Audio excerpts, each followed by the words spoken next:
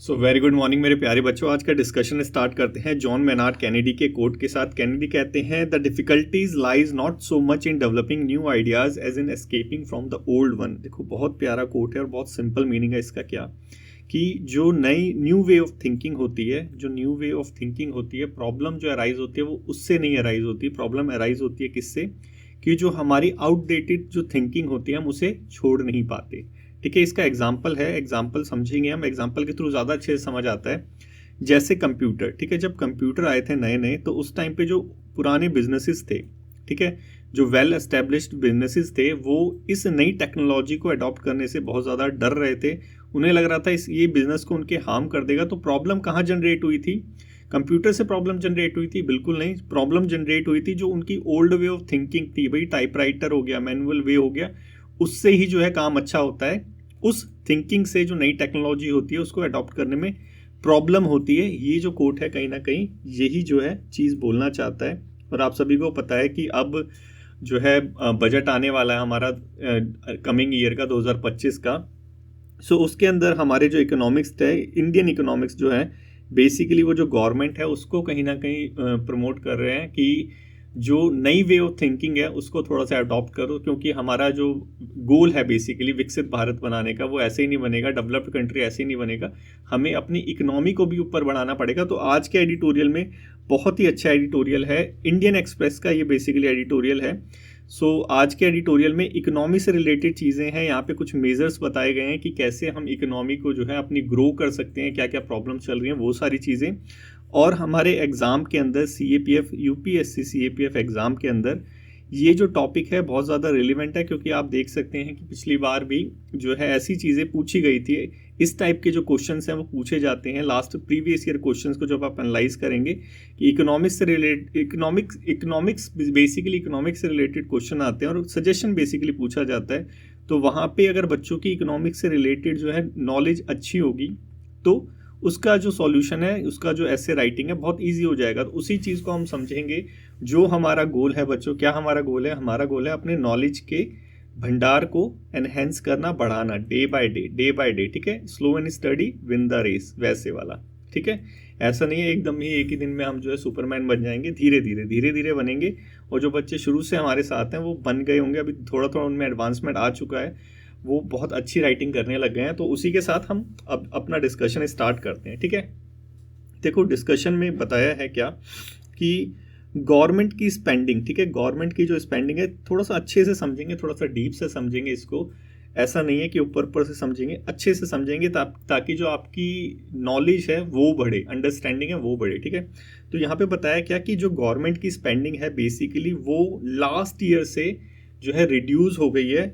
जो expenditure target होता है उससे भी बहुत कम जो है गवर्नमेंट एक्सपेंड वो कर रही है, खर्चा कर रही है। देखो यहाँ पे बताया है कि सिर्फ 46%, 46.2%, मतलब अराउंड 46% जो कैपिटल एक्सपेंडिचर है जो हमारा टारगेट था गवर्नमेंट का, उसने इतना खर्च करा है।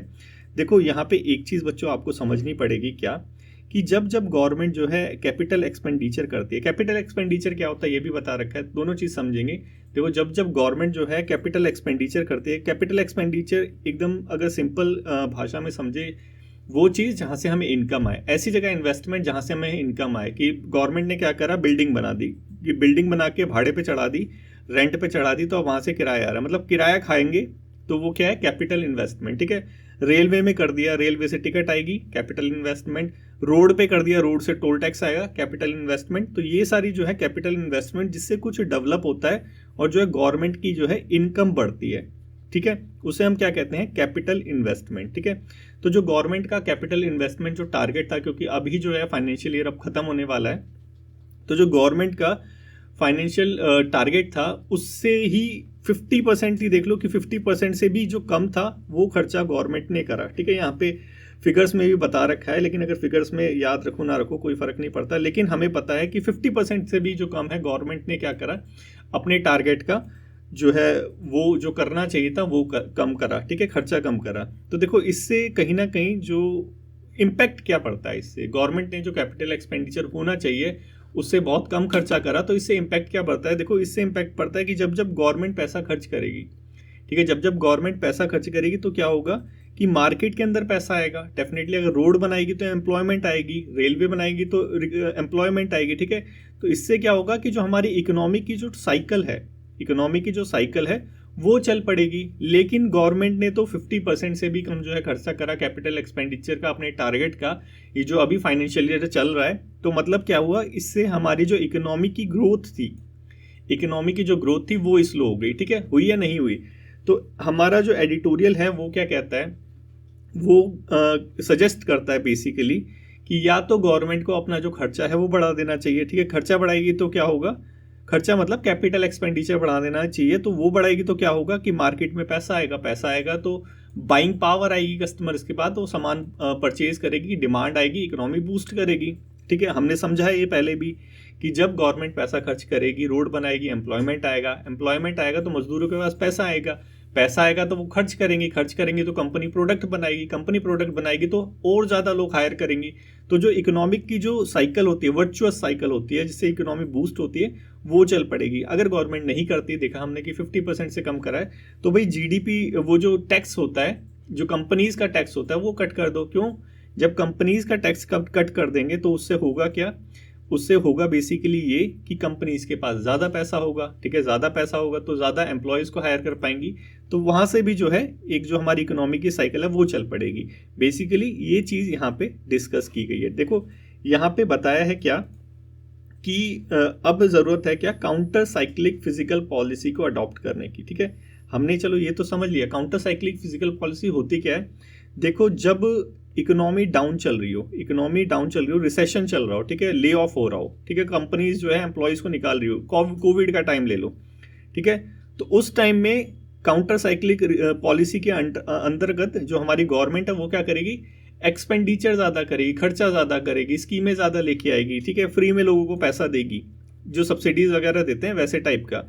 उससे क्या होगा, उससे डिमांड बूस्ट हो जाएगी। सिंपल चीज़ है कि जब कंपनीज जो है वो एम्प्लॉयमेंट नहीं दे पा रही तो उससे क्या होगा कि मार्केट में पैसा कम आएगा, कि लोगों के पास जो डिमांड थी, डिमांड करते थे, पैसा आता था, रोजगार होता था तो पैसा आता था।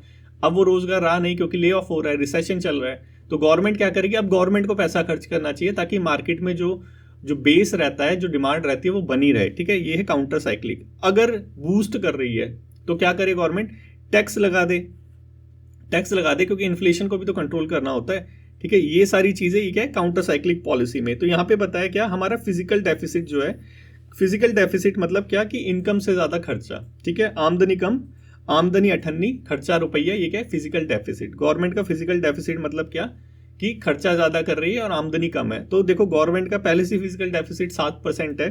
तो यहाँ पे बताया क्या कि इसीलिए जो गवर्नमेंट है, ये जो कैपिटल का जो 50% खर्च करा है, इसीलिए करा है क्योंकि गवर्नमेंट का खर्चा ऑलरेडी ज्यादा है। तो चलो एक चीज हमने समझ ली यहाँ पे, ठीक है, कि क्या कि गवर्नमेंट की स्पेंडिंग कम थी। क्यों कम थी? कम इसलिए थी क्योंकि उसका फिजिकल डेफिसिट पहले से ज्यादा था, ठीक है। तो क्या सजेशन होना चाहिए यहाँ पे, सजेशन होना चाहिए कि टैक्स कट कर दे, ठीक है, टैक्स कट कर दे, क्योंकि वो खर्चा तो कर ही नहीं सकती, लेकिन मार्केट में जो है डिमांड तो मेंटेन करके रखनी ही रखनी है, ठीक है। तो यहाँ पे सजेशन ये दिया है, टैक्स कट कर सकती है, ठीक है। उसके बाद देखो पब्लिक इन्वेस्टमेंट, हमने देख लिया ऑलरेडी पब्लिक इन्वेस्टमेंट क्या होती है। पब्लिक इन्वेस्टमेंट यही रोड बनवा दिया, पब्लिक इन्वेस्टमेंट है, फ्लाईओवर बनवा दिया, पब्लिक इन्वेस्टमेंट है, बिल्डिंग बनवा दी, पब्लिक इन्वेस्टमेंट है। क्यों? क्योंकि यहाँ पे क्या हो रहा है, नई नई चीजें आ रही है, नई चीजों की वजह से एम्प्लॉयमेंट आ रही है, मजदूर वहां पे काम कर रहे हैं, डिमांड बढ़ रही है, ठीक है। तो अगर इकोनॉमी को ग्रोथ लानी है तो पब्लिक इन्वेस्टमेंट करनी पड़ेगी, ठीक है। हमने देखा पब्लिक इन्वेस्टमेंट गवर्नमेंट ने करी थी लेकिन 50% से कम थी। दूसरी चीज क्या है, कॉर्पोरेट इन्वेस्टमेंट। कॉर्पोरेट इन्वेस्टमेंट मतलब क्या है, जो कंपनी है, जो कंपनीज है, जो कॉर्पोरेट्स है, जैसे पार्ले जी वगैरह हो गई, ये सारी जो कंपनियां हो गई, ये अपना रिसर्च एंड डेवलपमेंट में इन्वेस्टमेंट कर सकती है, अपने प्रोडक्शन को बूस्ट करने में इन्वेस्टमेंट कर सकती है, नई टेक्नोलॉजी में इन्वेस्टमेंट कर सकती है। तो दोनों चीज में जब इन्वेस्टमेंट करेगी तो होगा क्या, इकोनॉमी बूस्ट करेगी। सिंपल सी बात है, इकोनॉमी बूस्ट करेगी तो करेगी, ठीक है। तो यहाँ पे बताया है क्या कि जो कॉर्पोरेट इन्वेस्टमेंट है, ठीक है, कॉर्पोरेट इन्वेस्टमेंट है वो बढ़ नहीं रही है। गवर्नमेंट ने जो कॉर्पोरेट टैक्सेस है, हमने देखा था न्यूज़पेपर के अंदर आया भी था ये, गवर्नमेंट ने जो कॉर्पोरेट टैक्सेस हैं उसको रिड्यूस कर दिया है, उसको घटा दिया है, फिर भी जो है कॉर्पोरेट की जो इन्वेस्टमेंट है वो नहीं बढ़ रही है। रीजन क्या हो सकता है, रीजन क्या होगा बच्चों, ठीक है। इसको हम देखेंगे, अच्छे से देखेंगे, चिंता मत करो। हमने समझ लिया पब्लिक इन्वेस्टमेंट, कॉर्पोरेट इन्वेस्टमेंट, दोनों से क्या होगा, इकोनॉमी बूस्ट करेगी। लेकिन जो कॉर्पोरेट इन्वेस्टमेंट है वो बढ़ ही नहीं रहा है। गवर्नमेंट ने टैक्स कम कर दिए, टैक्स कम कर दिए तो उसका जो उसके पास जो पैसा बचा होगा, डिमांड, उसके पास पैसा बचा होगा ना, कि लेट से अगर 100 करोड़ का टैक्स था तो 100 करोड़ उस पर बच गए। अब बच गए तो वो तो इन्वेस्ट करने चाहिए, मार्केट में दोबारा आने चाहिए, एम्प्लॉयमेंट होनी चाहिए, कुछ ना कुछ तो होना चाहिए।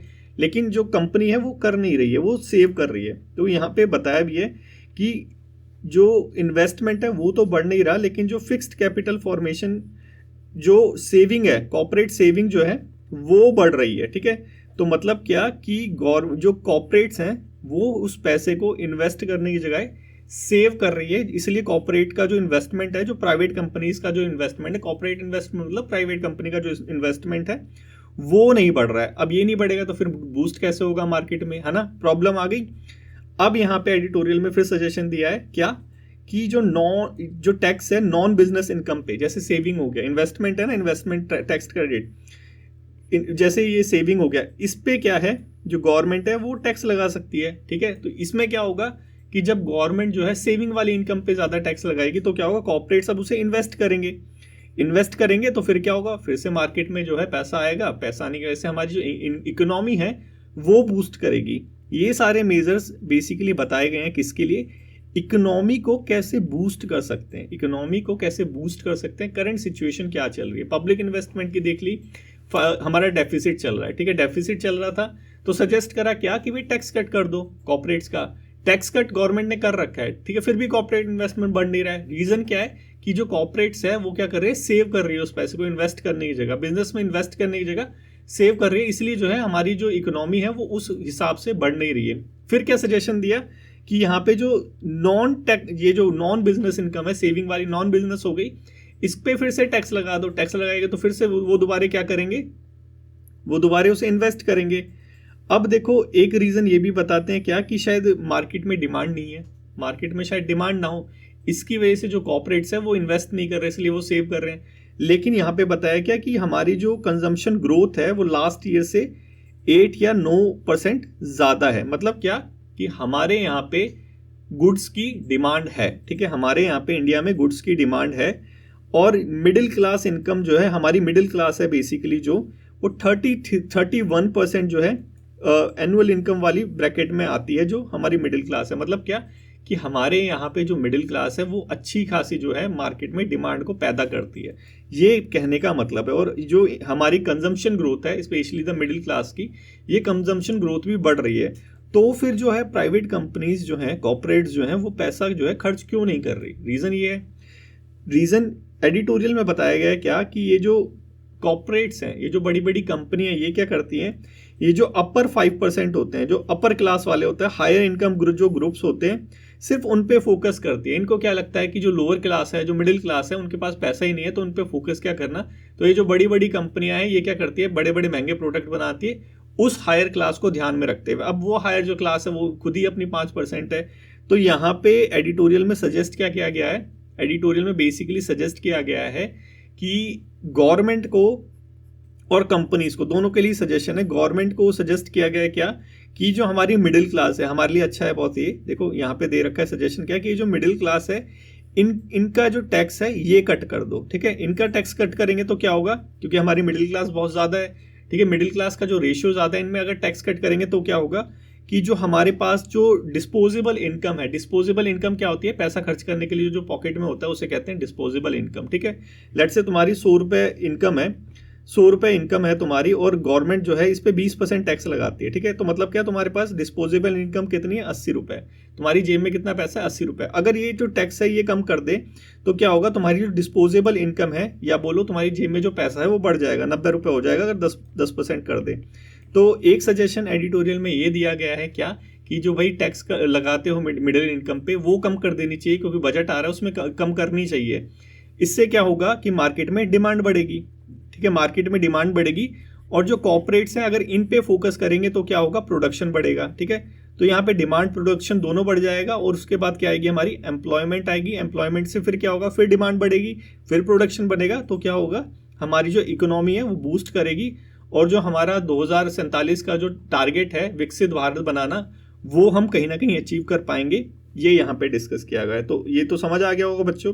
नेक्स्ट चलते हैं। नेक्स्ट है हमारे यहाँ पे एग्रीकल्चर सेक्टर को भी यहाँ पे फोकस किया गया है। ठीक है, देखो जैसे जैसे मिडिल क्लास के पास पैसा बढ़ रहा है, ठीक है, पैसा बढ़ रहा है, अभी देखा हमने कि भाई वो जो मिडिल क्लास इतनी ज़्यादा है, अगर टैक्स कट कर देंगे तो और पैसा बढ़ जाएगा।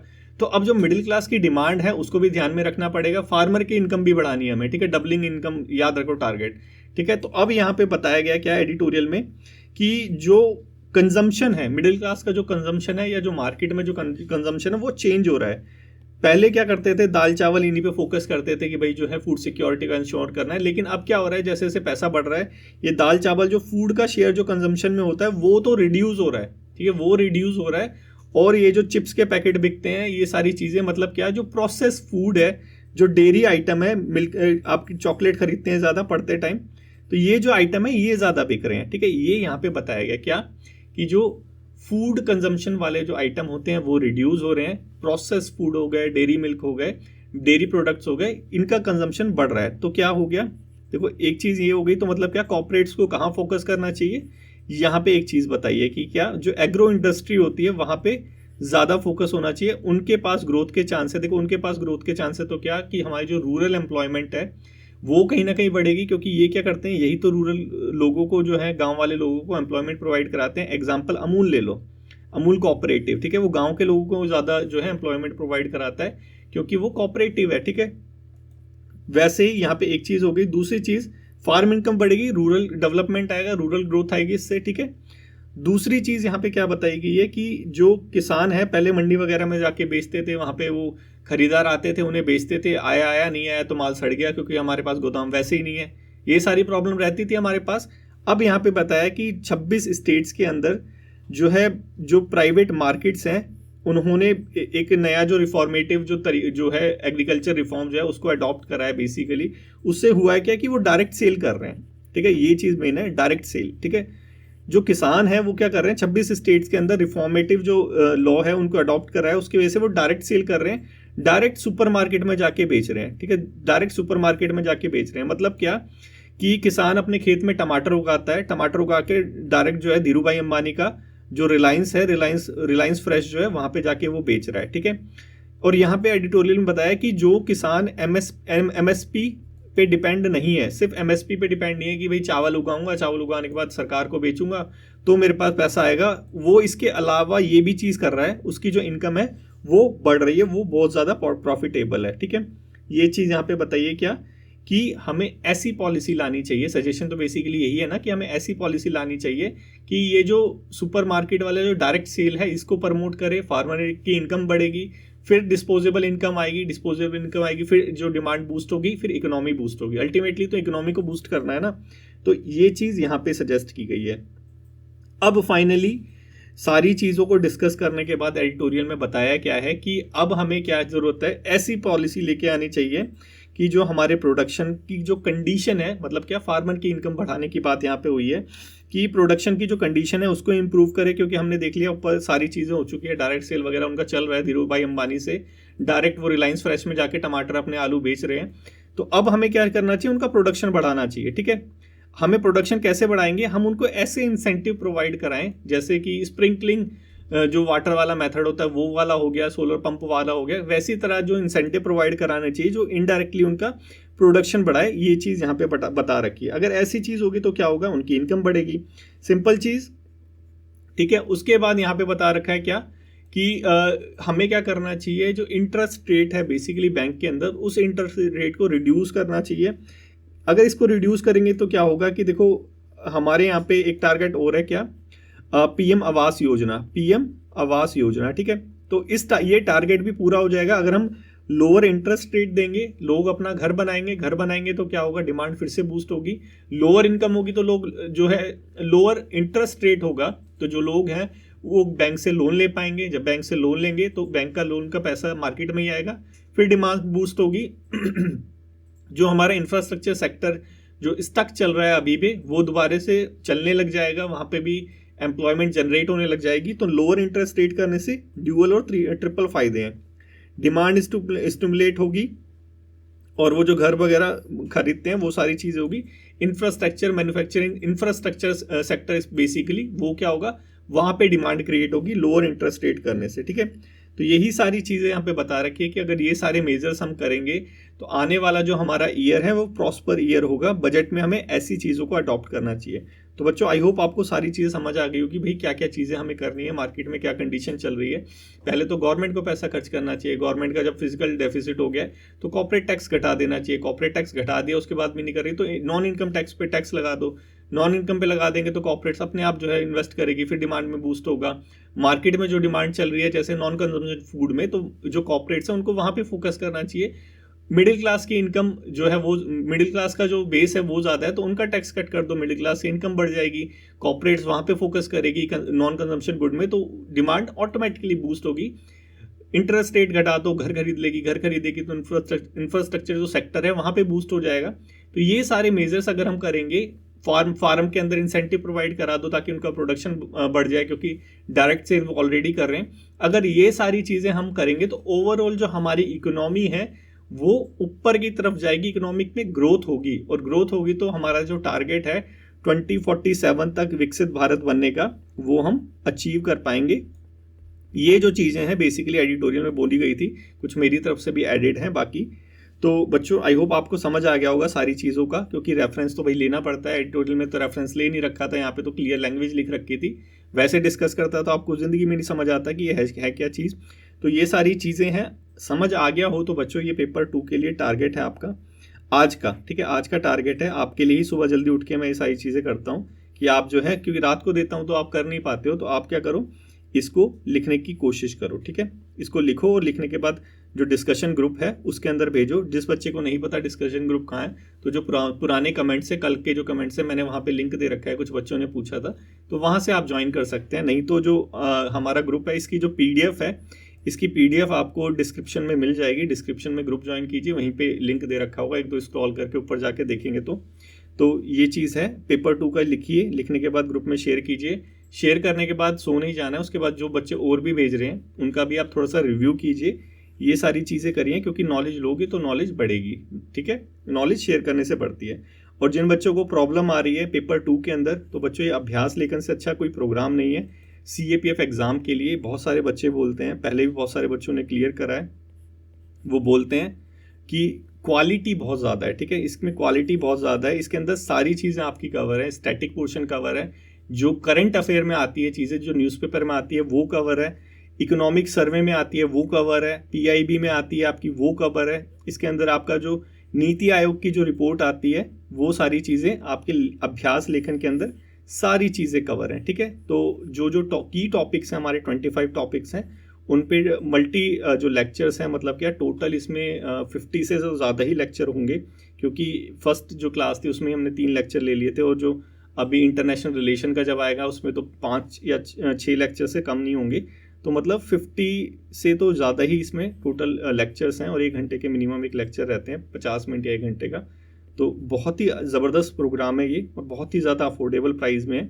CAPF के लिए रामबाण है, ठीक है। CAPF के लिए क्या है, रामबाण है ये। एक बार ट्राई करना है इसको, ठीक है। और ये है हमारा पेपर 1 के लिए अभ्यास मंथन, बहुत ही ज़्यादा चीप प्रोग्राम है पेपर 1 के लिए। MCQ टाइप जो क्वेश्चन आते हैं, MCQ के अंदर ही 37 टेस्ट है। 37 टेस्ट के अंदर ही जो आपका सिलेबस है 3 बार कवर हो रखा है। 37 टेस्ट के अंदर ही आपका जो सिलेबस है 3 बार कवर हो रखा है। तो जिन बच्चों को थोड़ा सा लगता है कि प्रैक्टिस करने के लिए कुछ चाहिए, तो CSC का पेपर इधर उधर से चोरी करना छोड़ो, क्योंकि CSC वाला जो पेपर है वो काम का नहीं है, हमारा CAPF का एग्ज़ाम है। तो CAPF ओरिएंटेड थोड़ा लो, ठीक है। अगर मेरा भी कोई लीक मिल जाता है तो उससे भी काम चला लो, लेकिन काम चलाओ CAPF से रिलेटेड, ठीक है। नहीं तो आप थोड़ा सा ईमानदार बढ़ो, अपने फ्यूचर के लिए थोड़ा सा इन्वेस्ट करो, ठीक है। चलो नेक्स्ट चलते हैं। भारत मोबिलिटी ग्लोबल एक्सपो 2025, देखो द हिंदू के अंदर आया था। इसके अंदर इंपॉर्टेंट क्या है, मैंने हमेशा तुमको बोला है बच्चों कि क्या इंपॉर्टेंट चीज़ है। अगर हमारे प्राइम मिनिस्टर कहीं जाते हैं, कुछ करते हैं, वो सारी चीज़ें इंपॉर्टेंट है, क्योंकि क्वेश्चन वहाँ से मैक्सिमम चांसेस है कि वहीं से बनेगा, क्योंकि की फिगर है वो हमारी इंडिया की, ठीक है। पॉलिटिकल्स वाला तो छोड़ दो, लेकिन वैसे तो प्राइम मिनिस्टर है ना हमारे इंडिया के, तो की फिगर है। तो भारत मोबिलिटी एक्सपो 2025 हमारे मोदी जी ने, हमारे नरेंद्र मोदी जी ने इस एक्सपो में जाके बोला कि भाई इंडिया में बनाएंगे और पूरे वर्ल्ड के लिए बनाएंगे। मतलब क्या, make in India, make for the world, ठीक है। ये वहाँ पे जाके नारा दिया, और बेसिकली क्या है, इंफ्रास्ट्रक्चर जो हमारा मैन्युफैक्चरिंग सेक्टर है, ऑटोमोबाइल जो सेक्टर है, उस इंडस्ट्री को बूस्ट करने की तरफ ये इशारा है। ठीक है, क्या उस इंडस्ट्री को बूस्ट करने की तरफ इशारा है, न्यू दिल्ली का है। ठीक है, तो जो मैन्युफैक्चरिंग सेक्टर है उसके लिए ऐसे राइटिंग थोड़ा सा प्रिपेयर कर लेना। ठीक है, क्या क्या कमियां हैं क्या नहीं है, जो सेल्फ प्रिपेयर कर रहे हैं उन बच्चों को बोल रहा हूँ, क्योंकि बाकियों के लिए तो जो जिन्होंने अभ्यास लेखन सब्सक्राइब कर रखा है उन सबका तो हो रखा है मैन्युफैक्चरिंग, लेकिन बच्चों आप प्रिपेयर कर लेना मैन्युफैक्चरिंग सेक्टर, क्योंकि यहाँ पे देखो बोल रखा है। ठीक है, ऑटोमोबाइल इंडस्ट्री मैन्युफैक्चरिंग के अंदर ही आता है। जो हमारा इंडस्ट्रियल सेक्टर है सेकंड वाला, सेकेंडरी सेक्टर, उसको थोड़ा प्रिपेयर कर लेना। ठीक है, तो यहाँ पे कुछ गवर्नमेंट के जो इंसेंटिव्स हैं, इनिशिएटिव्स जो हैं स्पेशली मैन्युफैक्चरिंग सेक्टर को बूस्ट करने के लिए, वो यहाँ पे दे रखे हैं, आपको इधर उधर भागना नहीं पड़ेगा, तो आप यहाँ से वो चीज़ ले सकते हैं। कि हमारा पेपर 1 के लिए ये वाला है, पेपर 1 के लिए ये वाला है, ये सारा पेपर 2 के अंदर काम आएगा आपका। ठीक है, तो यहाँ से पॉइंट ले सकते हैं जो बच्चे सेल्फ प्रिपेयर कर रहे हैं। ये बच्चों क्वेश्चन नंबर 1 है, प्रैक्टिस क्वेश्चन है, क्वेश्चन नंबर 1। देखो बच्चों इस क्वेश्चन को कमेंट करो। कमेंट करना मतलब क्या, अकाउंटेबिलिटी है आपकी। अकाउंटेबिलिटी है कि आप जो डेली इसके साथ डेली डिस्पैच के स्टक हो या नहीं हो, प्रैक्टिस करते हो या नहीं करते, रिवीजन करते हो या नहीं करते, वो अकाउंटेबिलिटी है आपके कमेंट। ठीक है, तो अपनी अकाउंटेबिलिटी से पीछे मत दो। नेक्स्ट चलते हैं लोकेशंस। देखो हमारे राजनाथ सिंह डिफेंस मिनिस्टर, देखो हमारे जो डिफेंस मिनिस्टर है राजनाथ सिंह एकदम वल्लभ भाई पटेल की तरह लगते हैं। तो उन्होंने बेसिकली अभी हमें पता है मिडिल ईस्ट में चल ही रहा है, वो हमारा वॉर चल रही है इजराइल और इसकी पैलेस्तीन की, तो वहाँ पे थोड़ा सा वो जो होता है चिंता जाहिर करी है कि जो हमारे ओशंस है ये रेड सी वाला एरिया होगा, क्योंकि यहाँ से हमारा ट्रेड जाता है, तो ये ओशन को लेके थोड़ी सी जो है वो जाहिर करी है। और यहाँ पे बताया क्या कि जो इंडिया है, क्योंकि इंडिया जो है इंडियन ओशन रीजन में की प्लेयर है मरीटाइम सिक्योरिटी प्रोवाइड कराने के लिए, क्योंकि इंडियन ओशन रीजन में कोई और जो है डेवलप्ड कंट्री यहाँ पे नहीं प्रोवाइड कराती सिक्योरिटी। इंडिया ने यहाँ पे बाहर संभाला है फर्स्ट रिस्पॉन्डर का मरीटाइम सिक्योरिटी का इंडियन ओशन रीजन के अंदर, तो आपको पता होना चाहिए।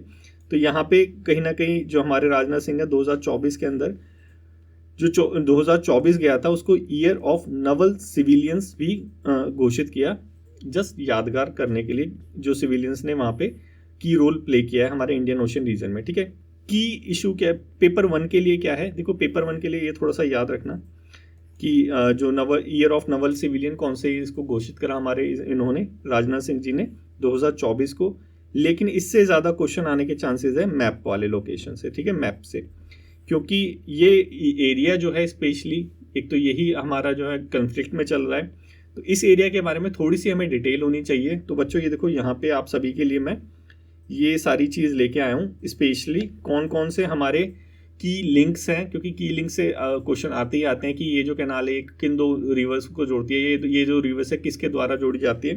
तो जैसे हमारा सूज कैनाल हो गया, किन दो सी को जोड़ता है, रेड सी को और मेडिटेरियन सी को जोड़ता है। वैसे ही बबल मंदब स्ट्रेट है, ये हमारा चॉक पॉइंट है, अभी देखेंगे इसको, चिंता मत करो, ऐसे इतना भी मैं वो नहीं हूँ कि आपको सिर्फ रेड इस ब्लैक एंड वाइट में समझा दूंगा, अभी थोड़ा मैप भी देखेंगे, चिंता मत करो।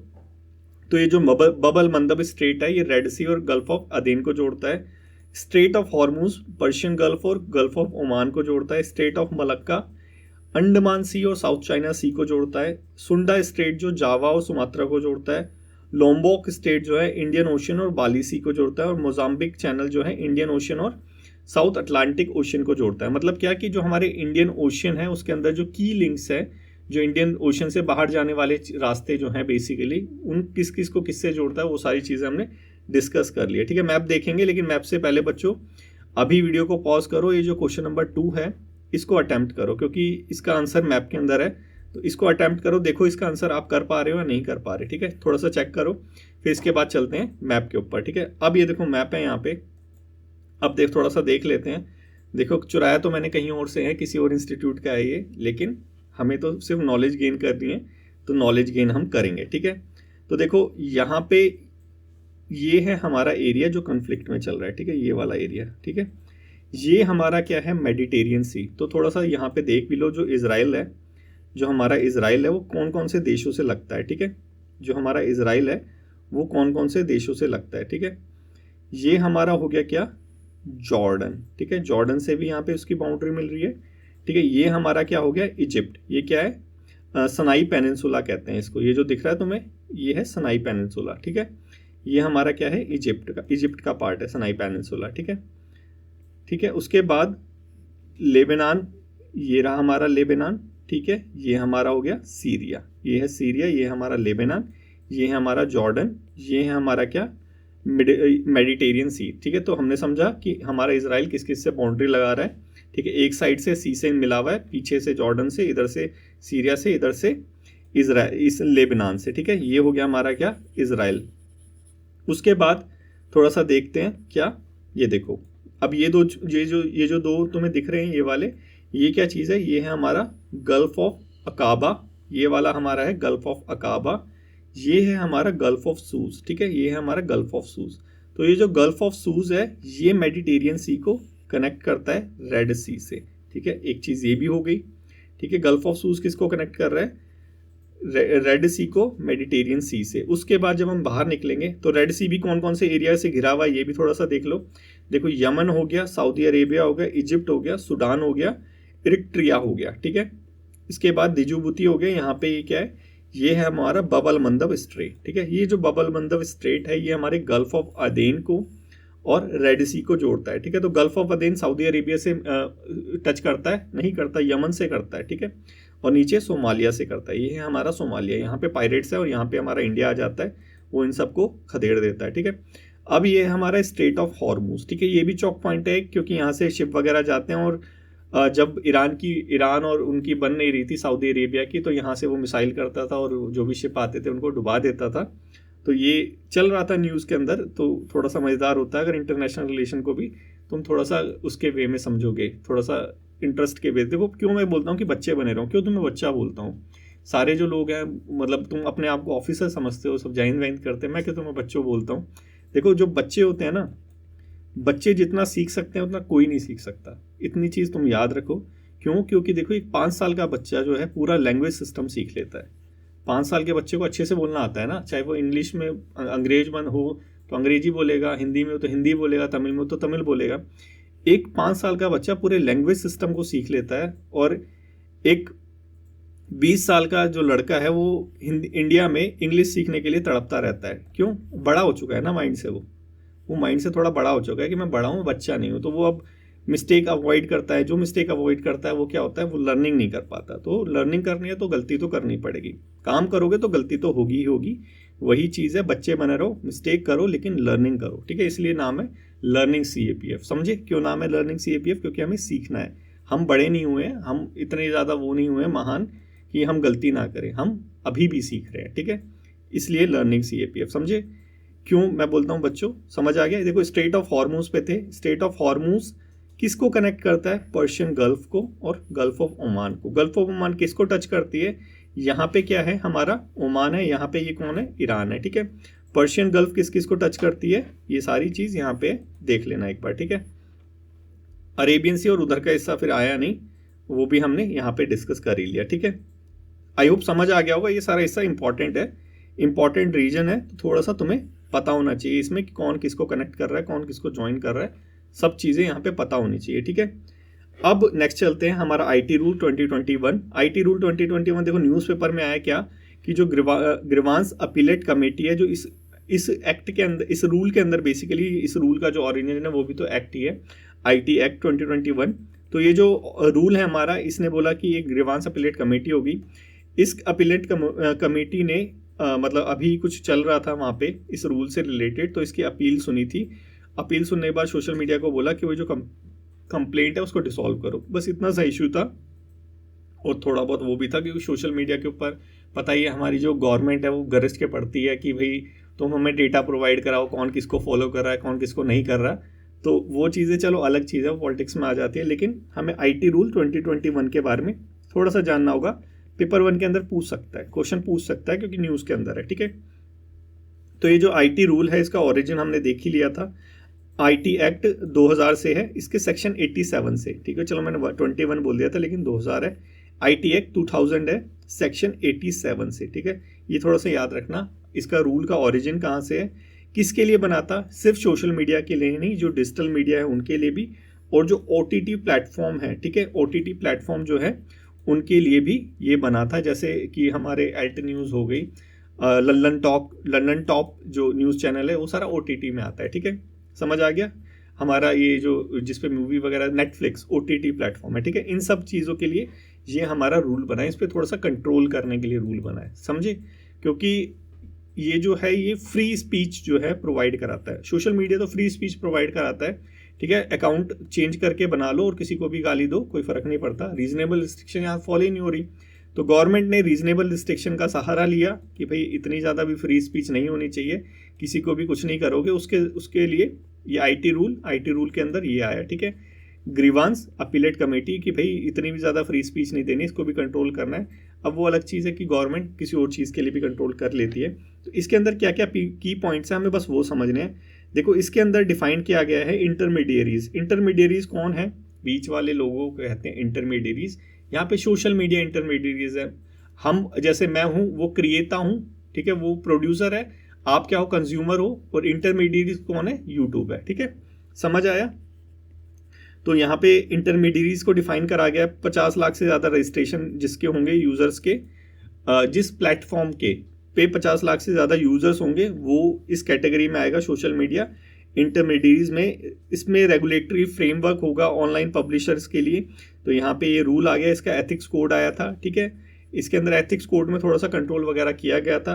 उसके बाद इसी के अंदर बताया क्या कि इसी रूल के अंदर बोला कि एक ग्रीवांस रिड्रेसल मैकेनिज्म होगा कि किसी को कोई प्रॉब्लम होगी तो उसके लिए कैसे ग्रीवांस को रिड्रेस करेंगे। तो सोशल मीडिया ने अपना बनाया, उसके बाद हमने एक अपीलेट कमेटी बना दी, ठीक है, पहले मीडिया का ग्रीवांस रिड्रेसल फिर इसकी अपील होगी, ठीक है, ये याद हुआ। उसके बाद इस पॉलिसी के अंदर प्राइवेसी पॉलिसी भी थे कि भाई जो जिसका कॉपीराइट मटेरियल होगा, जैसे हम द हिंदू शेयर करते थे तो बोले कि नहीं भाई ऐसे नहीं कर सकते, तुम द हिंदू शेयर नहीं कर सकते, उनकी रोजी रोटी भी मारी जाएगी। तो ये क्या चीज़ है, ये है प्राइवेसी पॉलिसी, ठीक है, ये इसके अंदर शेयर किया गया था। फिर इंडिया की यूनिटी इंटीग्रिटी इन सब चीज़ों को बचाने के लिए इसको जो हार्म पहुँचाएगा उसके लिए भी यहाँ पे जो थे रूल्स वगैरह थे, ठीक है, ये समझ आया। उसके बाद जो अप्रोप्रिएट कंटेंट नहीं होगा, ठीक है, लेट्स से कि इन्होंने बोला प्राइवेसी पॉलिसी बना लगी कि द हिंदू शेयर नहीं कर सकते हेमंत सर, कि अब जो अपने इस चैनल पे जो द हिंदू शेयर करते थे अभी तक अब नहीं कर सकते, कॉपीराइट मटेरियल है, लेकिन फिर भी मैं करे जा रहा हूँ, ठीक है। तो यहाँ पे क्या करेंगे, इन्होंने रूल बना दिया कि भाई इसको रिमूव करो, तो उन्होंने अपने आप ही रिमूव कर दिया, मेरे को करने की ज़रूरत नहीं, और मेरे को एक नोटिस भेज दिया कि भाई ये कॉपीराइट मटेरियल है, इसको शेयर मत करो, नहीं तो फिर आप कुछ भी शेयर नहीं करने के लायक रहोगे, समझ गए। तो ये चीज़ है क्या, इस रूल के अंदर आती है, समझ आ गया होगा, ये सारी चीज़ें तो नॉर्मल है, ठीक है। तो बस समझ आ गया तो एक क्वेश्चन का आंसर कर दो, ठीक है। ये है हमारा क्वेश्चन नंबर 3, ठीक है, क्वेश्चन नंबर 3 है, कमेंट बॉक्स में कमेंट करो बच्चों इसको समझ आया नहीं आया। नेक्स्ट है हमारा एनीमिया। सभी को पता है कि ब्लड के अंदर आयरन की कमी हो जाती है, लेकिन न्यूज़ के अंदर आया कि भाई ये आयरन डेफिशिएंसी की वजह से एनीमिया नहीं होता, ये जो तुम्हारा ट्रेडिशनल बिलीफ है ये गलत है, ठीक है। यहाँ पे क्वेश्चन उठा दिया, आउटडेटेड जो है ट्रेडिशनल बिलीफ बोला एनीमिया को, कि एनीमिया क्या है, ब्लड में आयरन की कमी, यही तो हम सुनते हैं आज तक कि एनीमिया क्या होता है, ब्लड में आयरन की कमी हो गई तो उसे कहते हैं एनीमिया। लेकिन यहाँ पे बोल रहे हैं कि ये जो तुम्हारा इंडिया में ये जो ट्रेडिशनल बिलीफ है कि एनीमिया मतलब ब्लड की आयरन की कमी, ये सही नहीं है। एनीमिया की जो प्रॉब्लम होती है वो विटामिन B12 की कमी से, या फिर जो हमारा एयर पॉल्यूशन है दिल्ली में उसकी वजह से भी हो जाती है, ठीक है। तो ये चीज़ यहाँ पे पता है कि ये किसके अंदर छपा था, ये छपा था European journal of clinical nutrition की स्टडी के अंदर, ठीक है। तो चलो आप थोड़ा सा देख लेते हैं कि अगर सिर्फ आयरन की कमी की वजह से नहीं हो रहा तो और किस किस की वजह से हो रहा है, क्योंकि अब यहाँ से भी एक क्वेश्चन बन सकता है, ठीक है। तो देखो यहाँ पे बता रखा है कि जितने भी जो यहाँ पे लोग थे, क्योंकि एक सर्वे किया गया होगा, डेफिनेटली स्टडी की गई होगी, तो जिनको टेस्ट करा उसमें से 34% जो लोग थे उनमें से सिर्फ जिनमें 34% को एनीमिया था उनमें से सिर्फ 9% थे जिनमें आयरन की कमी थी, बाकी सब में आयरन की कमी नहीं थी। और मतलब 12% जो केसेस थे उनका पता ही नहीं था कि किसकी वजह से हो रखा है, ठीक है। तो यहाँ पे प्रेवलेंस ऑफ एनीमिया के बारे में बता रखा है कि भाई ये पता है तो हमें ये भी पता होना चाहिए कि हमारा नेशनल हेल्थ सर्वे था, उसने बोला 60% इंडिया के अंदर एनीमिया है 5 ने, लेकिन अब यहाँ पे बताया कि वुमेन जो है 15 से 49 उनमें 41% एनीमिया है। एडोलोसेंट जो गर्ल हैं 15 से 19 उनमें 44% गर्ल्स के अंदर एनीमिया है, ठीक है। तो ये तो बेसिकली डेटा है, अगर हेल्थ के ऊपर कुछ आता है या वुमेन एम्पावरमेंट के कुछ आता है तो यहाँ से लिख सकते हो उसको, ठीक है, इसलिए यहाँ पे दे दिया। मेन क्वेश्चन तो यहाँ से आएगा कि कॉज ऑफ एनीमिया, एनीमिया का क्या क्या कॉजेज है। B12 हमने देखा था, विटामिन B12, फोलेट की कमी होना, ठीक है, हीमोग्लोबिनोपैथिसिस, ठीक है, इसकी कमी होना, ब्लड लॉस होना, या फिर एनवायरमेंटल फैक्टर जैसे दिल्ली का पॉल्यूशन, ठीक है, ये भी क्या हो सकता है, एनीमिया का कारण हो सकता है। अगर समझ आ गया हो बच्चों तो यहाँ पे क्या करो, क्वेश्चन नंबर ये 3 था या 4 था, ये 4 था, क्वेश्चन नंबर 4 को कमेंट बॉक्स में कमेंट करो कि इसका आंसर क्या हो सकता है, ठीक है। चलो नेक्स्ट चलते हैं। देखो ये छोटी छोटी न्यूज़ है, इसको भी थोड़ा सा देख लेते हैं क्योंकि यहाँ से भी MCQ बन सकते हैं, ठीक है। ये वाला खेल रत्न वाला हम ऑलरेडी 2 बार देख चुके हैं इसको, और ये अब दे दिया गया है, तो बस ये दिखाने के लिए तुम्हें था कि ये देखो मिल गया उनको खेल रत्न 1 साल में आमतौर पर, ठीक है, आमतौर पर, एक्सेप्शनल केसेस में नहीं, आमतौर पर जो है, जो रेगुलर जो रूल्स होते हैं उसके अकॉर्डिंग जो है खेल रत्न कितने लोगों को दिया जा सकता है 1 साल के अंदर, कमेंट करके बताओ बच्चों। उसके बाद ये देखो यहाँ पे जो ईरान है और जो रशिया है, दोनों ने एक ट्रीटी साइन करी है। अगर ऐसे टाइप के कुछ क्वेश्चन आ जाते हैं तो यहाँ पे थोड़ा सा दिमाग लगाना, क्या कि दुश्मन का दुश्मन दोस्त होता है। मतलब क्या कि USA इन दोनों को परेशान कर रहा है, ईरान और इसको रशिया को, दोनों पे सैंक्शन लगा रखे हैं, तो दोनों ने क्या करा, आपस में दोस्ती कर ली। ऐसे करके भी MCQ सॉल्व होते हैं, ठीक है। तो ये भी थोड़ा सा याद रखना कि कौन कौन लोग टाई अप कर सकते हैं अगर समझ में ना आए, क्योंकि वहाँ पे अटैम्प्ट तो करके आना है ना, तुम्हें अटैम्प्ट तो भाई करके आना। जो 100% ना आता हो, ठीक है, जो 100% क्वेश्चन तुम्हें ना आता हो बस उसको छोड़ना, बाकी सबको अटैम्प्ट करके आना। इवन जहाँ पे तुम 75% भी चांसेस हो, 25% भी चांसेस हो कि सही हो सकता है, उसको भी अटैम्प्ट करना, ठीक है, क्योंकि जितने ज़्यादा अटैम्प्ट करोगे उतने ज़्यादा जो चांसेस हैं सिलेक्शन के होते हैं, ठीक है। वो रूल मत अप्लाई करना कि जब 100% पता होगा तभी मैं चांस लूँगा, ना ना ना, ये चीज़ गलत है बच्चों, ये चीज़ गलत है, ठीक है, ये चीज़ मरवा देती है, ठीक है। तो 100% पे मत रहना, 50% 25% लगा दो। 100% ही नहीं पता उसको मत लगाना, ठीक है, एकदम पता ही नहीं है कि कौन सा हो सकता है वो मत लगाना, वो मैक्सिमम चांसेस से गलत होगा, लेकिन ये वाले सही हो जाते हैं। 25-50% चांसेस है कि सही होगा, लगा दो उसको, ठीक है। ये है पेपर 2 के लिए बच्चों। क्या एजुकेशन और मेंटल हेल्थ पे अगर इंट्रोडक्शन लिखना है तो यहाँ से कुछ चोरी कर सकते हो। चोरी मतलब क्या, इंस्पायर हो सकते हो, इंस्पायर को चोरी कहते हैं, कि यहाँ इंस्पायर हुए थे हम उससे, मतलब क्या, उनसे चोरी किया है कंटेंट। तो ये हम द हिंदू से इंस्पायर हुए हैं, तो ये क्या है, आप यहाँ से एक इंट्रोडक्शन प्रिपेयर कर सकते हो। और ये पॉपुलेशन कंट्रोल, उसका इकोनॉमिक इफेक्ट क्या होता है, अगर ये दोनों कुछ कंबाइन करके देना है तो ये आया था एक द हिंदू में, इसकी स्टोरी को आप यूज़ कर सकते हो, ठीक है। तो बच्चों आई होप आज का सारी चीज़ समझ आ गई होगी। अगर आज का डिस्कशन अच्छा लगा हो, समझ आया हो, तो लाइक, शेयर और कमेंट करना मत भूलना बच्चों। Thank you so much for today's discussion.